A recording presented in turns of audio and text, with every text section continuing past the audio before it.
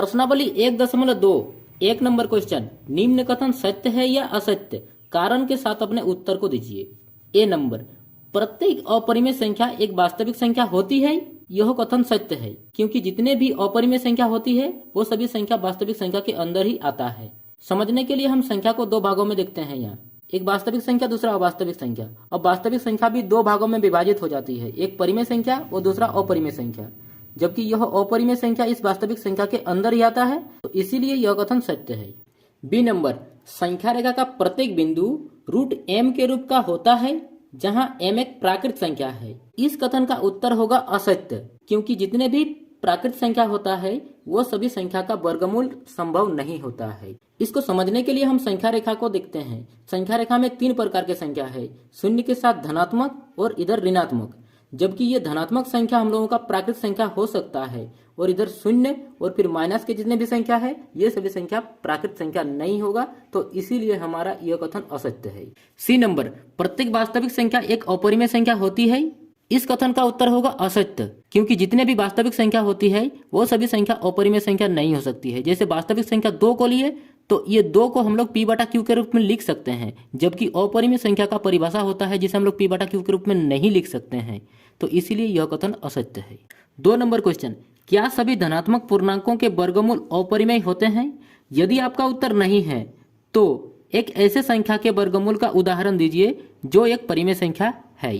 तो इस प्रश्न का उत्तर होगा नहीं, क्योंकि जितने भी धनात्मक पूर्णांक का वर्गमूल होता है वो सभी अपरिमेय संख्या नहीं हो सकता है। जैसे धनात्मक पूर्णांक 4, इस 4 का अगर वर्गमूल हम लोग देखें तो 4 का वर्गमूल 2 आ जाता है, और यह 2 एक परिमेय संख्या आ गया। जबकि ये क्वेश्चन बोल रहा है कि अपरिमेय संख्या होता है, तो इसीलिए इस क्वेश्चन का आंसर होगा नहीं। 3 नंबर क्वेश्चन, दिखाइए कि संख्या रेखा पर √5 को किस प्रकार से निरूपित किया जा सकता है। यानी कि संख्या रेखा में √5 को दिखाना है कि किस तरह से वो व्यवस्थित होगा।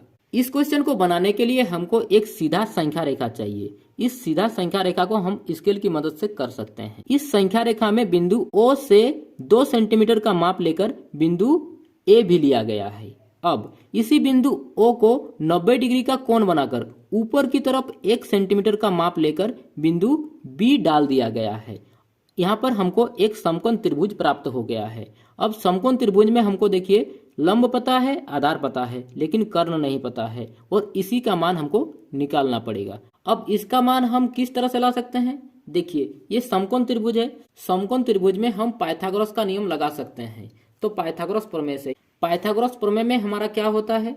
कर्ण स्क्वायर बराबर लंब स्क्वायर प्लस आधार स्क्वायर। तो देखिए हमको कर्ण चाहिए, यहाँ पर आ जाएगा लंब स्क्वायर प्लस आधार स्क्वायर। यहाँ पर हमको पता है लंब का मान 1 सेंटीमीटर है, तो लिख लेंगे 1 सेंटीमीटर का स्क्वायर, प्लस आधार का मान 2 सेंटीमीटर है, तो ये भी लिख लेंगे इसका स्क्वायर। 1 का स्क्वायर 1 ही होता है, और ये 2 का स्क्वायर 4 होता है। अब दोनों को जोड़ करेंगे तो 5 आ जाएगा। यहाँ पर हमने √5 का मान ले आया है। इसके बाद इसको संख्या रेखा पर दिखाना है, और हमारा ये वाला संख्या रेखा है। तो किस तरह से दिखाएंगे? देखिए तो इस प्रकार की मदद से बिंदु A को पॉइंट करना है, यहाँ से लेकर बिंदु B तक, और डॉट डॉट करके आपको यहाँ पर संख्या रेखा तक ले आना है।